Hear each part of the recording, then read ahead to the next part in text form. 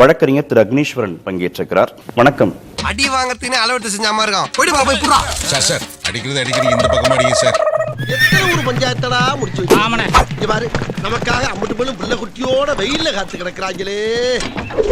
திமுகவுக்கும் அதிமுகவுக்கு தான் போட்டி என்பதை பல தடவை நாம நிரூபிச்சுக்கிட்டே இருக்கோம். வாய மூடுறா, ஏற்கனவே கிழிச்சாங்கல்ல. ஆனால் இந்த இரண்டு இயக்கங்களுக்கு தான் போட்டி. ஏன் அப்படி? நீயே சொல்லு. இவனும் ஈக்குவலா மைண்டம் பண்றானே. 2024 அப்படித்தான். 21ல திமுகவுக்கு அதிமுகவுக்கு வெறும் 3 விழுக்காடு தான் வித்தியாசம். கரெக்ட். நீங்க சொல்றது 2 பேருக்கு தான் போட்டி. 2வது இடத்துல இருப்பீங்களா? திராவிட முன்னேற்ற கழகம் வலுவான கூட்டணி என்று வார்த்தைகள் மட்டும் வலுவான கூட்டணி சொல்லிட்டே இருக்கிறாங்க. அதற்கு எடுத்துக்காட்டு ஆதாரங்கள் சொல்றேன். என்னடா சொல்ல போற? எடப்பாடி பழனிசாமியை நம்பி மற்ற கட்சிகள், பாஜக தவிர மற்ற கட்சிகள் இன்னும் வந்து பேச்சுவார்த்தையை நடத்தல. அது அவ்வளவுதான், டைம் முடிஞ்சது. வா. கட்சிகள் ஏன் வரல? தலைவரே, உங்க பேரை சொன்னாலே நம்ம கட்சிக்காரன் யாரும் வரமாட்டேங்கிறான். அவமானமா போட போதுன்னுட்டு ரோட்ல போற வரவங்க எல்லாம் கூட்டி கொண்டு நிறுத்திருக்கேன். ஏன் வந்து ஆட்சி மாற்றத்தை கொடுக்க போறாரு? திமுக மேல இவ்வளவு அதிருப்தி இருக்கு. அப்ப அந்த அதிருப்தி எல்லாம் அறுவடையா ஓட்டா வாங்க போறாரு திரு எடப்பாடி பழனிசாமிங்கிற நம்பிக்கை வந்திருந்தா பாஜகவை கடந்து மற்ற கட்சிகள் வந்து சேர்ந்து இருப்பாங்க இல்லையா இவ்வளவு நாள்? என்ன பொழப்பு இது? நம்ம வாழ்க்கை எதை நோக்கி பயணமா போய்கிட்டு இருக்குன்னே தெரியலையே. ஏன் வரல எடப்பாடி பழனிசாமி? நல்ல கேள்வி சார். பதில சொல்றா. அவநம்பிக்கை இருக்கு திமுக மேல. இவங்க மீண்டும் ஆட்சி பொறுப்புக்கு வரமாட்டார்கள்னு தோன்றி இருந்தால் அந்த கட்சிகள் இயல்பாகவே அதிமுகவை நோக்கி நகர்வாங்களா? அப்படி ஒரு சின்ன சமிங்கை கூட தெரியலையே அந்த கூட்டணி கட்சிகள்ட்ட இருந்து. அப்புறம் எப்படி உடையும் சொல்றாரு? அதுக்குன்னு விட்டுற மாட்டல. ஜெயிப்பேன், என் அப்பா சத்தியமா ஜெயிப்பேன். 35 வருஷமா காத்துட்டு இருக்கீங்க.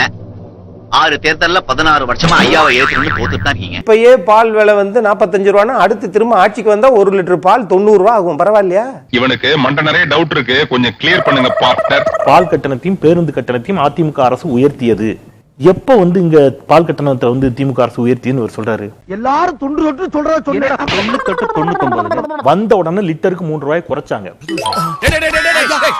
ஐயா உனக்கு நில்றயா? ஒருத்தர் நில்றா. வவுறு வெடியா? சும்மா நில்றா. பால் விலை உயர்ந்தாச்சு, நீங்க சொல்ற சொத்து வரி உயர்ந்தாச்சு, தூய்மை பணியாளர்கள் பிரச்சனை இருக்கு, டிஎம்கே வந்து மீண்டும் ஆட்சி பொறுப்புக்கு வராது, ஆசிரியர்கள் போராட்டம் நடத்துறாங்கன்னா வரணும்ல, உங்களை நோக்கி வந்துருக்கணுமே. அதுக்கெல்லாம் நீ சரிப்பட்டு வர மாட்டே. இவ்வளவு இவங்க பிரச்சனைகளை சொல்லும் போது வந்திருக்கணும்ல திமுக கூட்டணி கட்சி. நீங்க 2 தவறு தமிழ்நாட்டுல நடக்குது. நான் கேட்ட கேள்விக்கு நீ பதிலே சொல்லி.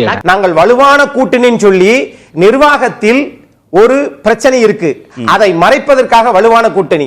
இன்னொன்னு, நான் வலிமையாகவே இருக்க வேண்டும் என்பதை காட்டுவதற்காக பாட்டாளி மக்கள் கட்சியில் சில பிரச்சனையை உருவாக்கி வருது. என்னடா முட்டாத்தனமா பேசிக்கிட்டு இருக்க முட்டா பயல? அது என்னன்னா, இவங்களா உங்களோட இருந்தவங்க சார்.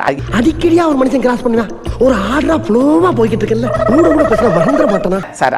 உங்களோட இருந்தவங்க தான். நீங்க ராமதாசும் ஓபிஎஸும் கடந்த காலங்கள்ல உங்களோட இருந்தவங்க. ஐயோ, எந்த ட்ரெண்ட்ல பேசினாலும் எந்த ரூட்ல போனாலும் விடவே மாட்டேங்கிறானே. நான் என்ன பண்ணுவேன்? நீங்க எப்படி கூட்டி கணிச்சு கணக்கு என்ன போட்டாலும் அது டாப். எடப்பாடி பழனிசாமி அவர்கள் வெற்றி பெறுவார்.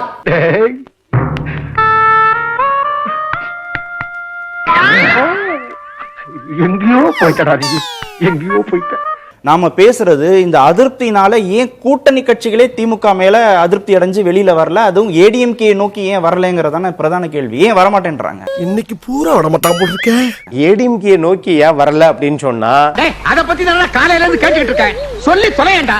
இதத்தான் இப்ப சொல்ல வந்தேன். சரி சொல்லுனாயே. இந்த குடுமையே வாயால எப்படினே சொல்லுங்க. அப்பா அம்மா திரு ஓபிஎஸ் அவர்களை நீங்க எங்களோட வராட்டினாலும் பரவாயில்ல, உங்களுக்கு தப்பா போயிரும். ஆகையால உங்களை நாங்க பாத்துக்கிறோம், நீங்க தனியா நில்லுங்க என்று சொல்லிருப்பதாக தகவல்.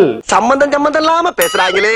ஆக இவர்களை வலிமையாக்கி விடக் கூடாது, நாம் தான் 2வது முறை வெற்றி பெற வேண்டும், அந்த சரித்திரத்தை உருவாக்க வேண்டும் என்று மாண்புமிகு முதலமைச்சர் அவர்கள் நினைக்கிறார்.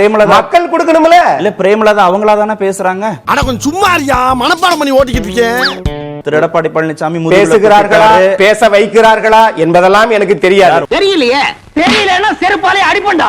ஏண்டா கொட்டாம்பளை புடிச்சு வந்திருக்கேன், பைத்தியம் பிடிச்ச நாயே. ஓபிஎஸ், டிடிவியே, பிரேமலதாவை எல்லாரையும் திமுக இயக்குதுன்னா அப்ப திமுக வலுவான கட்சி. எது எப்படி தெரியாத மாதிரி நடிக்கிறான்? திமுக வலுவான கட்சி. திமுக வலுவான கட்சி இல்ல, திமுக கூட்டணி கட்சிகளை நம்பி தன்னை வலுவான கட்சிகளாக காட்டிக் கொள்கிறது. போன மாசம் தானே நான் நடிச்சேன். அது போன மாசம் நான் சொல்றது இந்த மாசம். நிர்வாகத்தில் இல்லை, நிர்வாகத்தில் இல்லை. ஓகே, திரு செந்தில். ஆத்தி பொறுப்பை இவன்ட்ட ஒப்படைக்கிறாங்களே, இவன் பொறுப்பை காட்டுன்னு இருக்கிற பருப்பை பூரா எடுத்துருவான் ஐயா. கூட்டணிக்கு ரத்தின கம்பளம் விரித்து வரவேற்கிறோம்னு சொன்னீங்க. யாரா? கம்யூனிஸ்ட் கட்சியை. அப்போஸ் அப்போஸ்ங்க, அப்போஸ்னா ஆமான்னு அர்த்தம். சேலத்தில் நடைபெற்ற இந்திய கம்யூனிஸ்ட் கட்சியினுடைய மாநாட்டில் அவங்க என்னதுமா சொன்னாங்க? ரத்த கரைபடிந்த வரவேற்பை நாங்கள் புறக்கணித்தோம். அதிமுகவுடைய ரத்த கரைபடிந்த அந்த வரவேற்பை நாங்கள் புறக்கணித்தோம்னு சொன்னாங்க. டேய் ஆமா மாப்ள, நானா இருந்தா தூக்கு போட்டுக்கிட்டு செத்துருப்பேன். அதுக்கப்புறமும் உட்கார்ந்துருக்கீங்க. யாராவது வருவாங்க. யார் சார் வரப்போறா? இது ஒரு கட்சி, இதுக்கு ஒரு பேச்சு. இந்த கன்றாவில நான் கருத்து வர சொல்லணுமா? உங்களோட ஏற்கனவே இருந்த கட்சி தேமுதிக கடந்த நாடாளுமன்ற தேர்தலில் இன்னைக்கு சொல்லிட்டாங்க, எடப்பாடி பழனிசாமி முதலமைச்சர் நமக்கு துரோகம் செய்ய மாட்டார் என்று நம்பினோம், நம் முதுகில் குத்தி விட்டார் என்று பிரேமலதா விஜயகாந்த் சொல்லிவிட்டார். இதுக்கு செருப்பாலே அடிச்சிருக்கலாம். மேற்கொண்டு இந்த மூஞ்சில கரியலி பூசுற மாதிரி இருக்கு. அப்பா போதும் பாப்பா. ஏற்கனவே இருந்தவர்களே உங்களோடு வர தயாராக இல்லாத போது, உங்களை நம்ப தயாராக இல்லாத போது திமுக இருந்து புதுசா 4 பேர் வந்துருவாங்கன்னு சொன்னா அது பேசும்.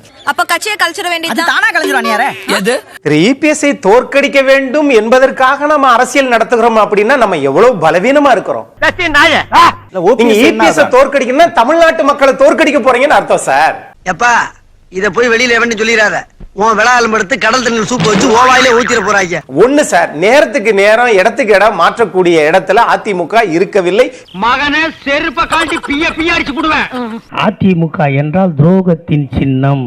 அதை பத்தி பேசுறதுக்கு வெக்கமா இருக்கு. எம்ஜிஆருக்கு ஜெயலலிதா துரோகம் செய்தார், ஜெயலலிதாவுக்கு சசிகலா துரோகம் செய்தார், சசிகலாவுக்கு ஓபிஎஸ் இபிஎஸ் துரோகம் செய்தார், ஓபிஎஸ்க்கு இபிஎஸும் இபிஎஸ்க்கு ஓபிஎஸும் துரோகம் பண்ணுகிறார்கள். சாரித்திரம் இருக்கும்போது என்கிட்ட வந்து பெரிய ரவுடி ஆயிட்டான் திடீர்னு ஃபேமஸ் ஆனன்னு ஈத்திக்கிட்டு இருக்க. அந்த கட்சி இருக்கணும்பா, அந்த கட்சி ஆட்சிக்கு வரணும்பா அப்படின்னு தான் நிறைய பேர் நினைக்கிறாங்க. ஏய் மிஸ்டர், திமுகவை வீட்டுக்கு அனுப்பக்கூடிய ஒரே சக்தி அதிமுக தான். சார் என்ன தேடுறீங்க? இல்ல இந்த காமெடி எங்க இருந்து வருதுன்னு தெரியும். காமெடி மேல் பண்ணிட்டு இருக்க. இஸ்லாமிய மக்களுக்கு திராவிட முன்னேற்ற கழகம் செய்த ஒரே ஒரு நன்மையை சொல்லுங்க, நான் இப்படியே எங்க ஊருக்கே போயிடுறேன். முதன்முறையாக ஆட்சிக்கு வந்ததுமே மீலாது நபிக்கு அரசு விடுமுறை அறிவித்தவர் கலைஞர் கருணாநிதி. இந்தியாவிலே முதல் முறையாக உருது பேசும் முஸ்லிம்களை பிற்படுத்தப்பட்டோர் பட்டியலில் சேர்த்தவர் கலைஞர் கருணாநிதி. சிறுபான்மையினர் நல ஆணையத்தை தொடங்கியவரும் கலைஞர் கருணாநிதி. வக்பு வாரிய சொத்துக்களை பராமரிக்க முதலாக மானியம் வழங்கியவரும் கலைஞர் கருணாநிதி. தமிழ்நாடு சிறுபான்மையினர் பொருளாதார மேம்பாட்டு கழகம் தொடங்கியவரும் கலைஞர் கருணாநிதி. உருது அகாடமியை தொடங்கியவர் கலைஞர் கருணாநிதி. காகிதமில்லத் மணிமண்டபம் கட்ட நிதி ஒதுக்கி இடம் ஒதுக்கியதும் கலைஞர் கருணாநிதி. பிற்படுத்தப்பட்டோர் இடஒதுக்கீட்டில் இஸ்லாமியர்களுக்கு 3.5% விழுக்காடு உள்ஒதுக்கீடு கொடுத்தவரும் கலைஞர் கருணாநிதி. ஏங்க இங்க ஒரு ஆமை உட்கார்ந்துட்டு எங்கீங்க? இப்பதாங்க நடந்துகிட்டே போச்சு. ஸ்டார்ட் பண்ணு.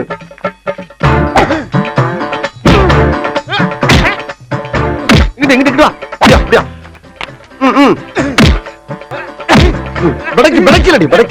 மண்டல மட்டும் அடிச்சிடாத, குலக்கத்தில் உள்ள போயிருவேன். சரியா? உங்க வீட்டு பிள்ளையா நினைச்சு எல்லாரும் என்னை மன்னிச்சிருக்க.